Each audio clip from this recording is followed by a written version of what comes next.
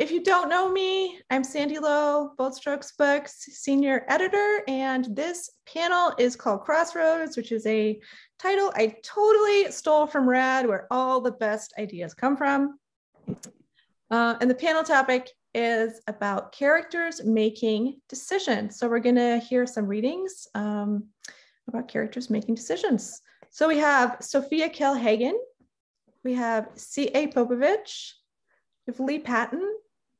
We have Radclyffe, Sam Ledel, and Andrew Huerta. It's nice to see you guys. My opening question for you is, you're going to read scenes for your characters making decisions, but I'm pretty nosy and I want to know what's a big decision that you have made that you could tell us about. Why don't we start with Lee? Oh, thank you, Sandy. You're welcome. When you first suggested that question, I immediately went to a decision I made at 17 that probably set my life on the course I've taken ever since. And it wasn't like a big momentous dramatic decision, but it was an important one. And also, like a lot of the decisions and choices in my fiction, it didn't happen in a clear, nice, neat package. It happened over time. And it was simply this. All during my senior year in high school, I had been groomed by my art teachers to go to art school. And I was a small town boy. I didn't know diddly squat about art school. I didn't know anything. I was the classic small town boy. I was just going off into the unknown. So one day in the summer of my 17th year, after high school graduation, I went down to Oakland, California, to a very prestigious art school, the College of Arts and Crafts. And I was, all ready to go to classes, but I noticed something strange, which was that everyone else was extremely talented. And I didn't have very much talent. I might have had small town talent, but I just felt completely out of place. And I remember going to the roof of the library one day to kind of de-stress after some of my first classes, where everybody was doing so much better than I. And again, there were, it was a famous art school, so most of these people were in their mid, late, early 20s, and I was just this punk kid. And they were painting a nude woman on the roof of the balcony. And I had never seen a naked woman before, nor had I ever seen people being so blasé about naked people, just sitting there sketching and drawing this naked woman. And they were very sophisticated people in my eyes. And I think it was that moment when I realized that I just wasn't cut out for art school, or I wasn't ready for it yet. So I and I also loved literature, and I loved, my English classes in high school. So I made a quick shuffle off to the nearest community college in the Bay Area and started my career in English. And awesome. Yeah, I mean, it's not a dramatic decision, but it's just the way I make decisions. It's just, they just happen. Yeah. I am totally signing up for art school now. I don't know anyone else in the chat roll who's now interested in art school, but CA, how about you? A big decision you've made? I've considered the best decision I've ever made too, is I retired early. I left my job and I went right to the Social Security office and signed up for Social Security. And then I went home and I started writing lesbian romance novels. And that was just no regrets at all. Yep. That's sweet. Sophia, how about you? Big decision you made? Well, there are a bunch of them, and I've been going through them ever since you suggested it. But I think perhaps one of the biggest was when, let's see, how old was I in 1985?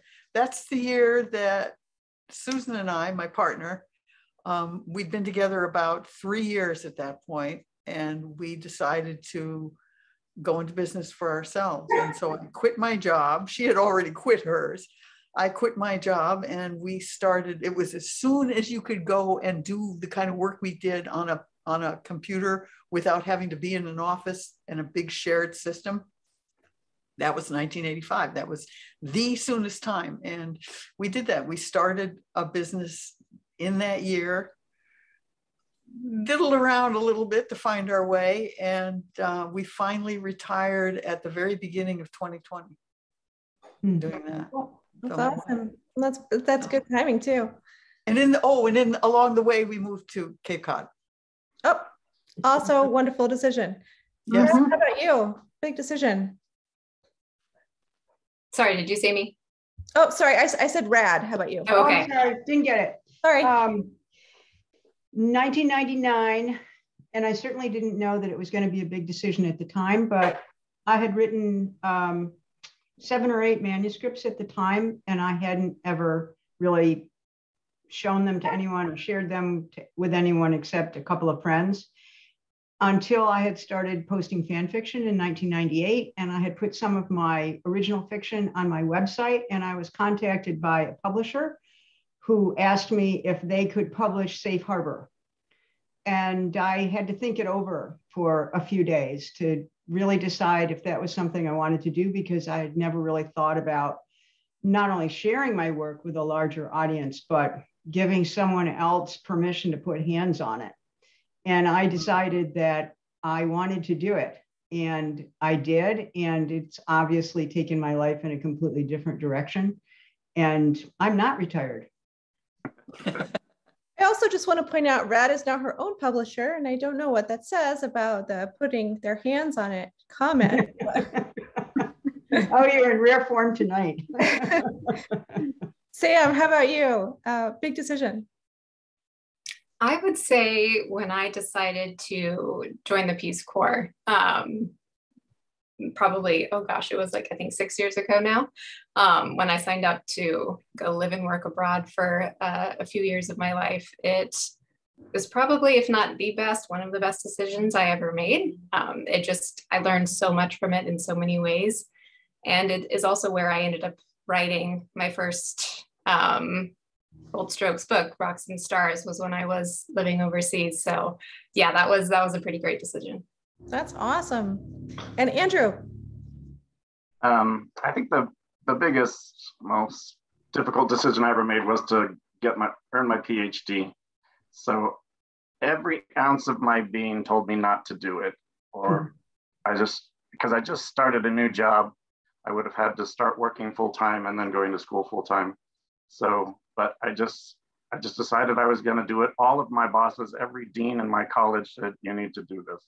So I did it. It was it was torturous for several years, but then the end of it was great. And it was the best decision I've ever made, because it's opened so many doors for me, particularly as an academic. So that was it was tough.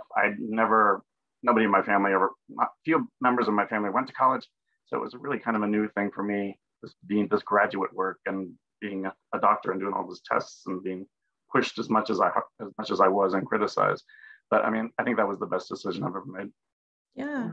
I think a lot of what's come through in your comments is that sometimes things are hard, right? You know, being in the Peace Corps and going to art school and getting your PhD, these are hard choices. You know, are you going to publish your book? And they turn out to be the best ones you've ever made. So we're going to hear about your characters making some hard choices.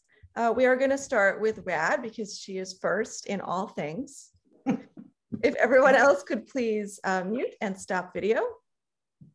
Rad, why don't you tell us a little bit about Pathway to Love and start reading. Okay, this is, I'm reading from Pathway to Love, which is, I counted today, number 7 in the Rivers community series, which are a series of romances which are set About 8 minutes up the road where Sandy lives, in a small upstate New York rural community. It has about 2,400 people in it. And the setting in this book is really very important in that it kind of sets the tone and the atmosphere for everything that happens. Each novel features a member of the Rivers family or extended family. And this scene that I'm going to read features Blake Remy, who is a 16-year-old trans guy who has just told his parents that he plans to try out for the varsity basketball team at the high school. He hasn't told them everything he's worried about, but he is going to tell his best friend. Margie Rivers is the youngest daughter in the Rivers family. She doesn't have her own book yet, but she and Blake have been a story thread through all the novels. But all of her sibs have starred in previous series. She is Blake's best friend among their group of close 5 friends. And the 5 of them do pretty much everything together. So in this scene, something very subtle changes, and both Blake and Margie make decisions. Blake hadn't been all that happy when his mother said they were moving to the country, but she'd been right. They did belong here. He only hoped that he could belong somewhere on his own someday. Worrying about what would happen if he tried out for the team wasn't helping, but he knew what would. He knew who would. He texted Margie. She texted back right away, "Be there in 5." 5 minutes later, dressed for school in black jeans, sneakers, and a Doors t-shirt, Blake walked out the front door just as Margie pulled up in her red pickup truck, the one Flan had given her. He was only a little jealous about that. Margie wore her usual low-slung jeans with a pale green tank top and sandals. She tied a short silk scarf around her massive strawberry blonde waves to keep them from blowing around in the wind, streaming in the open window. When she pulled away, she looked at him and said, "So, did you tell them?" "Yeah, they were fine." "Are you worried?" Margie asked. Margie was never roundabout when she had something to say or ask about anything. She asked what she wanted to know, and she said what she thought. He liked that about her. He never had to guess, and he never had to worry that she expected something or wanted something from him that he was missing. And he always felt safe saying what he thought. "Yeah, some." "About making the cut," Margie said. "You're pretty good," Dave said. Blake coughed. "Oh, well, yeah, if Dave said it, then it must be true." Laughing, Margie lightly punched him on the thigh. "You know what I mean. I think you're pretty good too, although your jump shot could use a little work." "Oh, right," Blake said. "Like yours is so great." "Hey, who won the last one-on-one?" "That was just a lucky shot," he said. "The last one you made." Margie snorted. "How about all the other ones?" "And don't change the subject." "I'm pretty sure I'm good enough to make the team," Blake said. "I'm fast and I've got a good 3-pointer. Not a lot of guys have that." "So what's really bugging you?" she said. "Donnie Butler is a starter and he hates my guts." "He's just one guy. He's a butthead for sure, but he's just one guy with friends." "And?" Margie said. Of course, she would know there was more to it. He'd been putting up with Donnie Butler or a few guys like him practically since he'd gotten to town. He was used to it, and it was mostly muttered insults that they made sure he could hear when no one else was around. "The thing is," he said, "this makes it sort of public, you know? If I play on the team and we play other teams, you think nobody's going to say anything?" Margie sighed. "Yeah, you're right. And maybe someone will make an issue of it. Maybe there'll be an article in the newspaper or something." Blake's stomach tightened. "Yeah, that's what I'm afraid of." "Well, that sucks," Margie said. "And most people will think it sucks too. It won't be forever, though. People have the attention span of ants." Blake rolled down his window to let the brisk air blow some of the sweat off his neck, telling himself it hadn't happened yet, and worrying about it before it did, if it did, wasn't going to help, and it wasn't going to change anything. "It doesn't matter," he said. "I'm still going to do it." Margie reached over and grabbed his hand. Hers was almost as large as his, warm and a little rough on her palms from the calluses she got from working around the farm. He gripped her hand, and somehow their fingers ended up interlaced on his thigh. "It matters," she said, an edge in her voice that was hardly ever there. When he glanced at her fierce expression, he knew she would fight for him, And that took away a lot of the twisty, sick feeling in his stomach. And so, he said, and heard his voice crack. Damn it. His voice had deepened a lot in just the last few months. He liked that a lot, but it hadn't settled yet. He swallowed and tried again. The Avengers is playing at the Hathaway. Yeah, I saw that. Margie took the pickup down a feeder road and headed back toward town and school. You want to go? Yeah, sure. Did you ask Dave and the rest? She said. I meant you and me, Blake said. Margie's eyebrows rose, but she kept her gaze forward on the road. Just us. Yeah, he said, the pounding of his heart making the word come out softer than he meant. Margie's thumb brushed over his. Sure. Blake grinned, and suddenly the specter of tryouts didn't feel quite so daunting. Cool.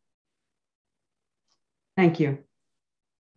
Aww. I love me some Blake and Margie. I'm shipping them so hard. Thanks, Rad. You're welcome. All right, next up, we have Andrew. Hi there. Why don't you tell us a little bit about the big decision your character is making? I'm going to read a story called Tucker. It's from my new book, A Different Man. So it's really about just kind of dealing with pressures in the family and dealing with this conversation between two members of the family of different generations. So I'm just going to go ahead and start reading it. So my writing is not flowing, so I sit back in my bench and stare at the people around me. Couples sit in the park eating their lunches and discussing their days. A few kids play in the grass, and young professionals are taking a midday break. I want to go back to my story and write at least the first 500 words, but it is not happening. I close my laptop and stare down at my hands. They look dried, cracked, and old. I grip my laptop at either end, moving the tops of my hands underneath it to hide the bulging veins and ashy red knuckles, the ugly brown hands of a 50-year-old. Still looking down, I hear a man's voice yell out, Tucker, what the hell do you think you're doing? Tucker is a young boy, no older than 5. He is a small, angelic child, thin and pale white, with blonde hair and bright blue eyes. I'm sure the moment his father parked their car and his mother opened the passenger door, Tucker made a break for it. He ran as fast as he could to get away from his parents. And as he continues to run, he looks as if he's running towards nothing. The swing set is in the opposite direction. The large grassy field is to his right. But the small boy just runs directly towards me and stops at the edge of the parking lot. He looks around himself, taking it all in. I just laugh at the boy. He smiles at himself and what he's gotten away with. Tucker, the father yells again, and the young boy's smile disappears. His shoulders tense up and he stares away from his father. What do you think you're doing, gawking at all the people like that? You look like an idiot. Come back here, idiot boy, and help your mother with lunch. Tucker turns and looks at me with a blank stare. He spins around and with a burst of energy, he runs to the door of the camper that's on the back of his father's truck. Tucker's father is a heavyset man dressed in black work boots, faded Levi's, and a gray wife beater that must have been white at one time. He looks older than he probably is, with a full head of gray hair and a goatee that's black at the chin and gray around the mustache. Don't run off like that. What were you thinking? The father looks over at me. He places his hand on top of Tucker's head and gives him half a smile and pushes his son back towards the truck. As I sit on my bench at the one end of the park, I let go of my laptop and look away. I know I'm staring directly at this little family, so I slide closer to one side of the bench. I look around desperately at the rest of the park, trying to fix my eyes on the opposite end of the street, but I keep turning back and looking for Tucker. Tucker's father drives a beat-up Chevy truck that sits alone in the parking lot.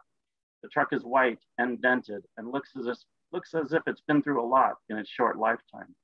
In the bed of the truck is a homemade camper shell that looks like a large wooden doghouse. Its pitched roof leans oddly to one side. Thick, dark shingles cover the top, and a dark brown door serves as its opening. The door is held shut by a makeshift lock that looks like an oddly shaped wire hanger. But above the door, written in bright red letters, shining in the midday sun, is the word home on a hand-painted sign. As I try to stare past the family into the park, the father's loud, dramatic voice keeps calling my attention back.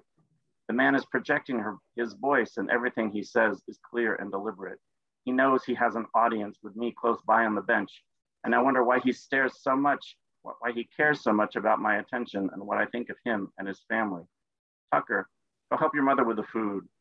The man's hand is at the small of Tucker's back, but as Tucker moves towards his mother, the man grips the back of his shirt and holds him still. You're such a good boy.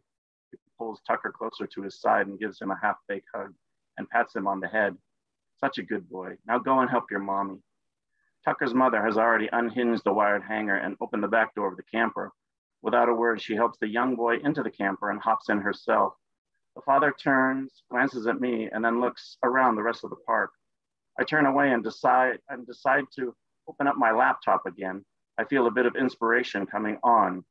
Just as I open my computer, I hear someone call my name behind me. Hey, Ernesto. I turn around and see my younger cousin David walking toward me.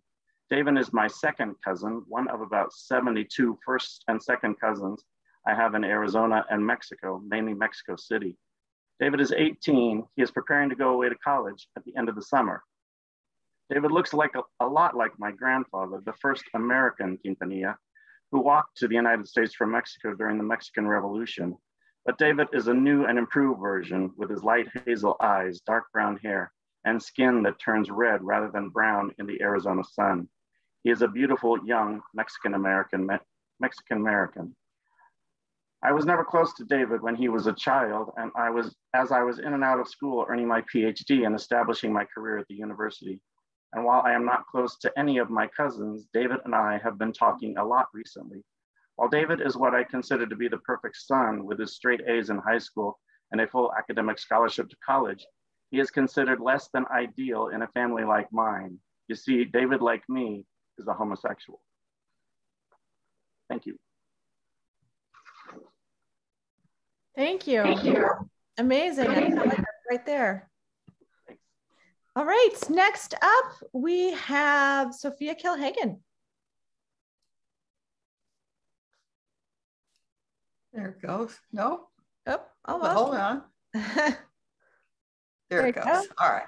Yeah, there we are. A little bit about the decision your character is making. This story, this is about Hester, who loses the woman she loved and lived with for 45 years. And then a few weeks after that, wakes up to a nuclear holocaust, word of that in Asia. But she lives on Cape Cod and life is pretty normal. So she thinks, okay, we'll get through this. But then the Cape is overtaken, not just by winter, but by extreme dark and cold and a whole lot of snow.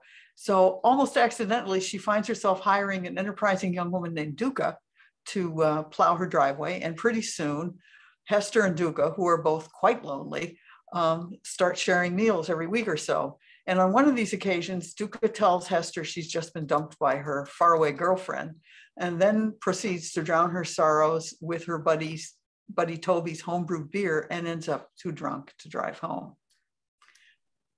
I had hoped Duca would stick around long enough for breakfast and conversation, which I wanted to steer away from our usual here and now topics. But less than 2 minutes after 3 seconds on the phone with Toby, Duca was dressed and racing out of the house, blurting something in Spanish that, according to the rushed translation I managed to elicit, involved a blacksmith's house and wooden knives. And although I had no obligation to follow her, I did. Even before I parked my old Subaru behind Duca's truck, I could see that half of the ramshackle cottage where she lived had collapsed beneath a snow-loaded bore, pancaking so completely that most of it stood no more than 4 feet high. Having retrieved what she could, Duca managed to arrange temporary shelter for her stuff half a mile away in a recently vacated commercial garage space at the North Truro Tradesmen's Center. Aided by Toby and several neighbors, she carted most of it over there in a caravan of pickup trucks. I went along to help because something told me not to go home yet, and lugging a few bags beat listening to Toby's girlfriend, Louise, who stayed behind to flirt with the boss firefighter.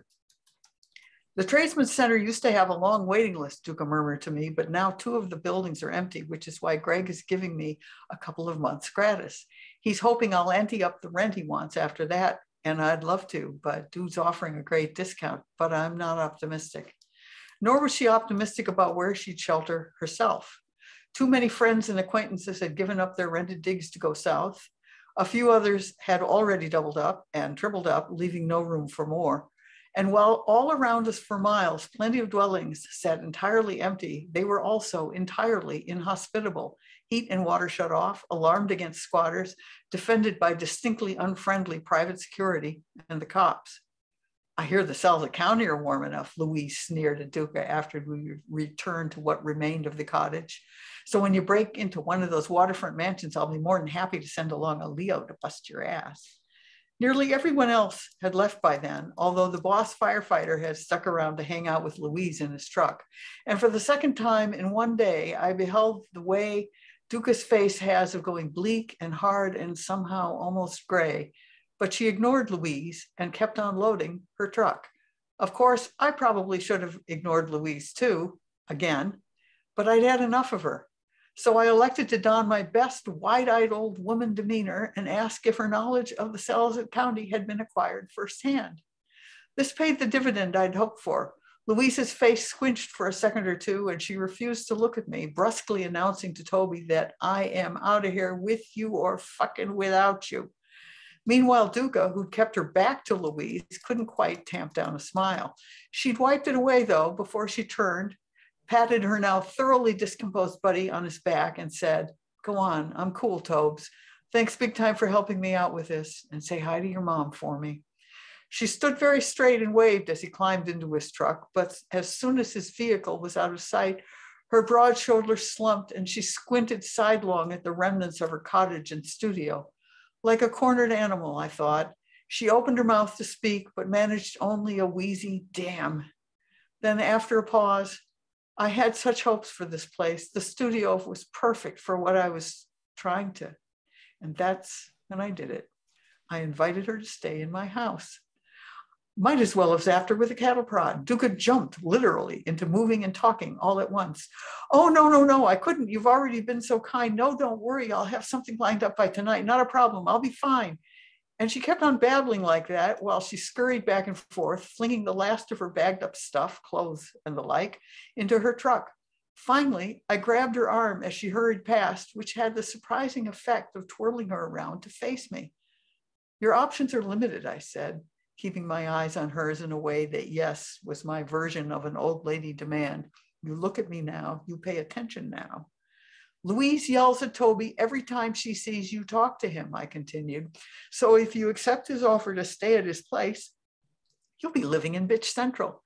Wouldn't put it past that woman to decide to kill you in your sleep.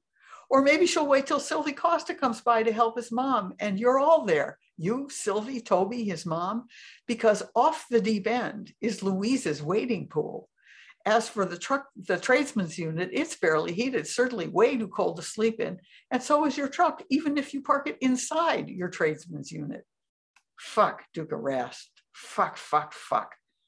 "Not so bad," I consoled, considering. "Yeah, considering the fuck what? If you'd come back here last night, you'd have been in there when the roof collapsed. I'd have raked the damn roof so it wouldn't have collapsed. But you took the time to rake my roof instead, which means the least I can do is give you a place to sleep under it." Duca shook her head more in surrender than objection. "Come on, kiddo," I said.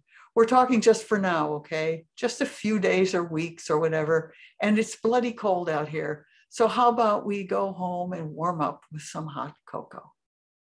Thanks. Louise. I love that line. Thank you. That was awesome. All righty. Next up, we have C.A. Popovich. Hi, good to see you. Hello. Tell us a little bit about your new release. I am going to read from The Kiss, my latest release. And Kate Willis has escaped from her abusive wife in Ohio and moved to her sister's in Michigan. And while she's there, she goes on a hike to State Park, and that's where she meets Leslie. And they spend a lovely afternoon together and feel a real connection between them. And then they share a phenomenal kiss. And then Kate leaves. She is being stalked by this abusive ex-wife and threatened by her. And then, but Kate and Leslie decide they still want to explore the connection that they have, and they date. So the ex-wife is now threatening and stalking Leslie as well. But they still go on a date, and one of their dates is a Halloween dance. So they get costumes and they go to this Halloween dance that's a fundraiser for the local lesbian and gay center. This dance turned out better than I expected. I'm thrilled we had such a huge turnout, Kate said. It's the best one I've ever been to. Leslie squeezed her hand. Because I'm here with you. Kate turned away as she felt the heat rise up her neck to the face. She looked across the room and terror gripped her throat. Wendy leaned against the wall, glaring at them. Wendy stomped toward them and Leslie stepped in front of Kate. Her cell phone was in the pocket of her jacket, hanging back on her chair. She heard Kate from behind her. Leave us alone, Wendy. She stepped around her and continued. Go home and make a life for yourself. You're mine, and I'm not leaving without you. Wendy moved closer. You've carried on like you're single long enough. It's time to come home.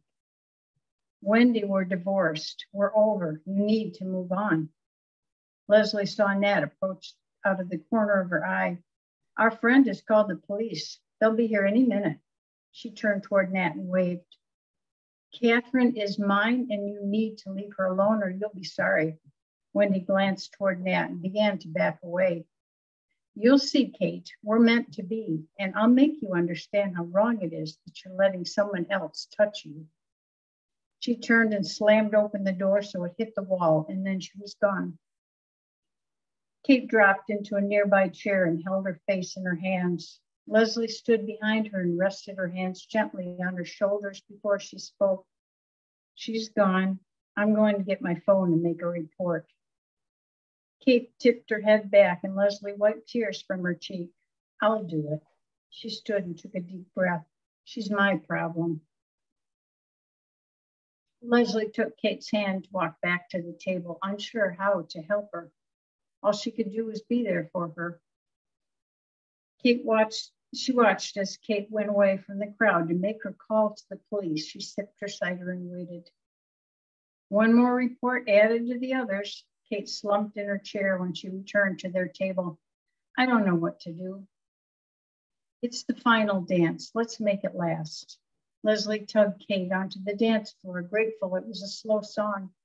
She held her close and poured all the positive energy she could into her touch. If she held her close enough, maybe she would chase away Kate's fears. The music ended way too soon for Leslie, and the dim lights brightened. The dance was over. I need to stay and help clean up. You go home. Kate stepped out of her arms. No way, I'll help clean up. Are you saving the decorations? Yes, I'll help the rest of the committee take them down. You go home. Leslie placed her hands on Kate's waist and leaned into her. I was sort of hoping we could have time for a goodnight kiss later. I'm sorry, Leslie. I care about you too much to keep putting you in the middle of my mess with Wendy. She kissed her lightly. You go home and stay safe. Kate turned and started to walk away. Wait, sweetheart, please don't shut me out. We can work together to catch Wendy. We can figure something out. Please. Leslie's throat tightened and she forced back tears. I'm so sorry, but I can't let you be hurt. Kate didn't look back as she walked away, but Leslie heard the pain in her voice. So it's not the end. There is plenty more to come after that. Oh, what's gonna happen? Just gonna stop right there and leave us hanging? Sorry, yeah. All right, just have to buy the book to find out what happens. Well, that's the decision that Kate made to try and keep, Leslie safe. That's right. That's a good one. Thank you. All right. Next up, we have, who do we have left? We have Sam Liddell. Hi, Sam. Hey. Why don't you tell us a little bit about the decision your character is going to make?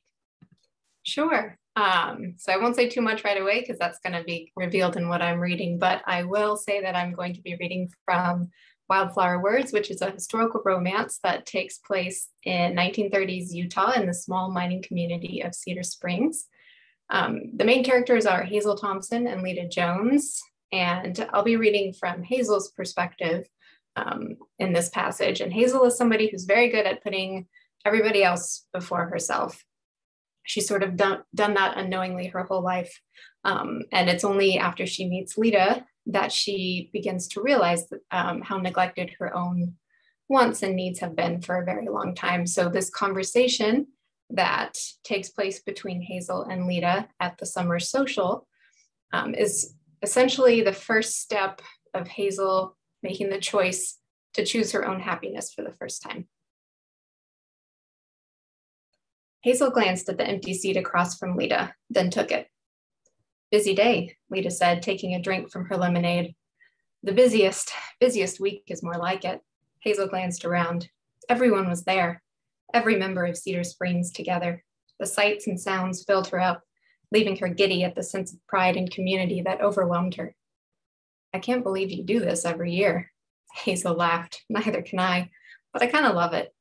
Lita's inquisitive brow prompted her to explain. I know it's a lot of work every year. And every year I always wonder if we'll pull it off. Seems like we're working day and night nonstop, but then it's all worth it when it comes together. Lita had a look in her eye that made Hazel fidget in her seat. You're like Elizabeth Bennet. Not expecting this, she replied, from Pride and Prejudice. She always seemed to thrive at the social events in her world. When I pictured her exchanging banter with Darcy, I imagined the same spark I see in your eyes at being around all of this. Hazel could only listen. Nobody had ever likened her to a literary character before. Lita searched her face. Perhaps a bit of Mrs. Dalloway, too. I'm afraid I don't know that one. Mrs. Dalloway by Virginia Woolf? Hazel shook her head, smoothing the lap of her dress, embarrassed at not recognizing the name. It's an interesting story. Mrs. Dalloway is said to be the perfect hostess, gracious to all of her guests, attuned to everyone's needs. Hazel reached up, playing with the end of her hair, shy with Lita's comparisons. Well, technically the Bowleys are hosting. Mama and me, we just provide the food. Lita took another sip. Hazel was drawn to the shine of her lips from the drink. You're selling yourself short. Hazel attempted to regain her composure. She crossed her legs, meeting Lita's gaze. If I didn't know any better, I'd say you were trying to figure me out, Miss Jones. Propping one elbow on the table, Lita leaned forward. Maybe I am. Hazel's stomach flip-flopped. She worked to keep an even face. Well, what else have you figured out then? Lita smiled and seemed to try to contain it as she said, I can tell how much you care about every person here. I can tell how much you enjoy seeing them happy. I can see you're proud of what you've put into this. It was Hazel's turn to lean forward. She sensed Lita holding back her next words. But I sense it's been a long time since you enjoyed yourself at the Cedar Springs social. The words didn't seem intended as rude, but Hazel grew defensive as she scoffed. I'm not sure what you mean. I'm here every year, making sure everyone else is happy. Are you implying I'm not? No. Lita stretched out her hand, resting it in front of Hazel in a conceding gesture. I didn't mean that. I just meant, she nodded to the games getting underway. When was the last time you let yourself have fun? Hazel felt warm as Lita's bright gaze held hers. She studied Lita's hand as she mulled over her words. She was right, and Hazel wasn't sure what to make of that. How could this woman she'd met only a few months ago seem to know her so well? Unable to withstand the intoxicating challenge in Lita's eyes, Hazel stood. I need to get back. Lita's shoulders seemed to fall. She leaned to one side, looking past Hazel. It seems things are under control. Mama needs my help, and Nicholas needs seeing after. Hazel was starting to feel like a fish out of water, which only drove her crazy since she was standing in the middle of her own town. Reaching into her pocket, Lita said, I found this article when I was exchanging materials the other day. Thought Nicholas might like it. She unfolded the newspaper clipping, handing it to Hazel. Thank you. I really should get back now. Or you and I could sign up for the next game of horseshoes. Hazel hesitated, unable to hide a smile. I'd like to, but she looked back at the dessert table. A long line had formed as people waited for a serving. Mama waved, shooting her a "what's taking you so long" look. I understand, Lita said, returning to her food. Later, when Hazel had sliced and served what must have been her 1,000th piece of pie, she looked through the crowds. She wasn't sure what it was, but something had happened during her conversation with Lita. It was like a seed had been planted as soon as Hazel had sat, and each word, each uncanny observation from Lita pulled the sapling from its roots. Vines had grown thin but hardy and stretched across the lawn from Hazel, searching for the one who had inspired it to begin, searching for Lita. She glanced at the empty pie trays, then did a quick count on how many people were left to serve. After handing a healthy slice of blueberry pie to Charlie Benter, she sidestepped to Arthur. "Mr. Davis," she said, "do you reckon you can cover for me with the rest of these?" "Yes, I reckon we're nearly done anyway." He cut his gaze to her. "Where are you going?" She took a breath, wiping her hands clean. "Just don't want to miss my chance at the fun is all." He smiled. "I can't argue with that. If Mama asks, I'll be back to help clean up when Mrs. Bowley brings out the beer before the fireworks." He nodded and she squeezed his arm in thanks. "Oh, here." She dug into her dress pocket for the article. "This ought to keep Nicholas busy." "I'll see he gets it." Hazel slipped quietly away. The afternoon sun dipped lower, the sky a beautiful shade of deepening blue with streaks of pink. The mountains looked on as the festivities continued. Tapping Lita's shoulder, Hazel tried to keep the anticipation from her voice as she asked, "So, you still up for that game?" "Thank you." Oh, that's the sweetest decision ever. I love it. Thank you. Thanks. All right. Next up, we have Lee Patton. All right. Hi, Lee. Hi. Well, you I am here. Tell us a little bit about Fresh Grave in Grand Canyon. Okay, this novel is a murder mystery that's set in the Grand Canyon among a group of science volunteers who are rafting down the river while it's closed to the public. And several days in, one of their company is found bludgeoned on the head on one of the river beaches. So there's no chance that anyone from the outside world has done it. And except for a team of Canadian hydrologists who are also researching Canyon and are coming up behind and then passing the small volunteer crew, they are completely alone on the river. What has just happened in this short scene I'm going to read is that just one long, very agonizing day after the murder, the group has kind of met up with the Canadians, and most of the volunteers have very firmly refused to say anything to the Canadians about what's just happened or to seek help or anything. And the group leader is not present at the time. She gets wind of it, and she's got to make a decision about what she's going to do with this group of very, at this point, recalcitrant volunteers. Let me see if there's anything else I want to introduce before I read it.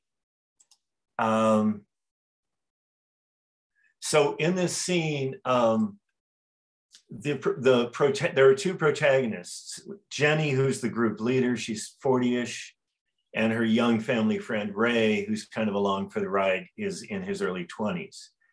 Ray and Jenny are surveying the scene with the other volunteers off in the distance, and they're kind of considering the mood of the group at this point as Jenny is trying to decide what she's going to do from this point on. There are still several river miles to go, a couple days, and she's got a dead body on her hands, and she's got to make a very important decision. Studying the scene, Ray turned back to Jenny.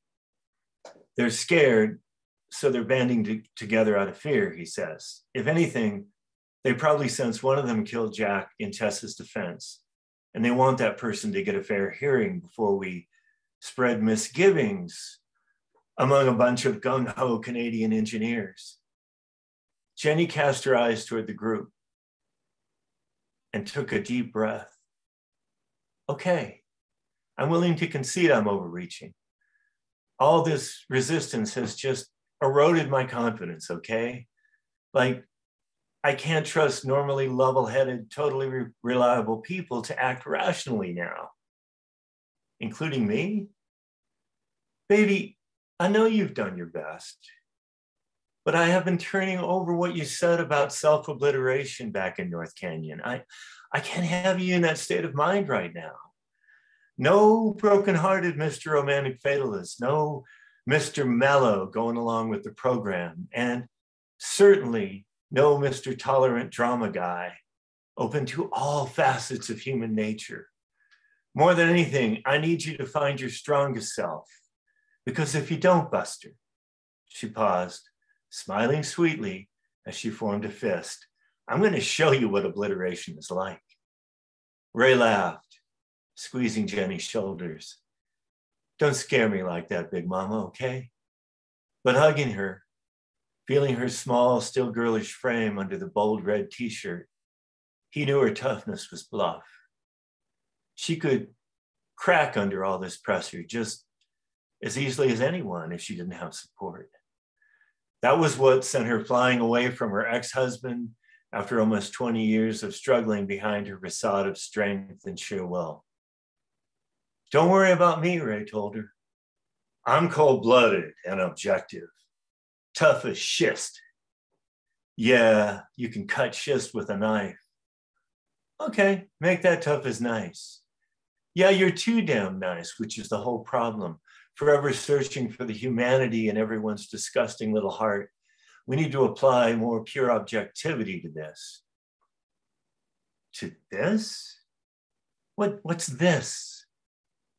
Look, we're not going to get to Phantom Ranch before I get Jack's death figured out, even if it's over my own dead body. And it might well be. I'm willing to take that chance. We've already got a lot of explaining to do, thanks to the white lies the crew developed for the Canadians. I want to present the Park Service with our man or woman as soon as we dock at Phantom. Now you sound like a damn bounty. Jenny, we're not detectives. Duke is in charge of law enforcement. Duke is the ranger along on the trip that Ray has a crush on. Jenny faced Ray, her voice vehement but still hushed. I know that. And I don't have any Mountie fantasies or delusions. I feel responsible to get to the truth, not just as group leader. As a human being, okay? I've got one of those pumping, pulpy red things in my chest too. I just don't wear it on my sleeve. This man died on my project, almost certainly by violence.